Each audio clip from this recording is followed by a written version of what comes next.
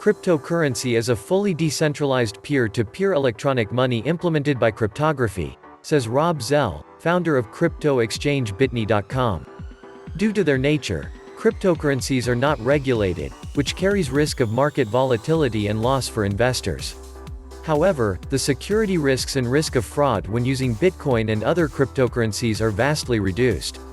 Also, due to the highly secure nature of transactions, purchases cannot be traced.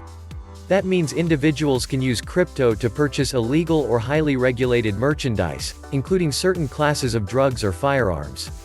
Cryptocurrencies use cryptography technology to keep transactions and coins secure. Cryptography, or cryptology, is the practice and study of techniques for secure communication in the presence of third parties called adversaries. The most common form of cryptography is using codes to send messages securely between two individuals, says Dr. Alexander Shipilov, CEO of IMODX, a blockchain-based marketplace.